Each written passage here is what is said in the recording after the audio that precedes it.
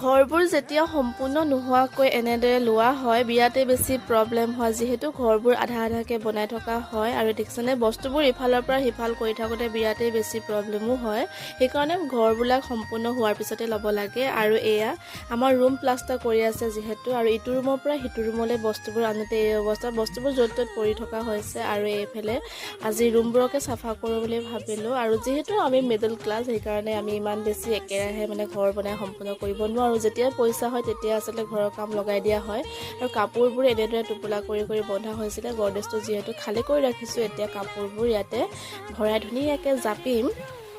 নিজৰ ঘৰখন ধুনীয়া কৰি ৰাখিবলৈ আচলতে চবেই বিচাৰে কিন্তু পইচাৰ অভাৱত আমাৰ কিছুমান কাম আধৰুৱা হৈ ৰয় আৰু ঘৰৰ কামবোৰ পৰি থাকিলেও ভাল নালাগে আৰু এইফালে মই মোৰ কাপোৰবোৰ ধুনীয়াকৈ গডৰেজত এনেদৰে জাপি ল'লোঁ তাৰ পাছতে এয়া মায়ে বনাই থোৱা এয়া মাংসৰ সৈতে ভাত খালোঁ আজিলৈ বাই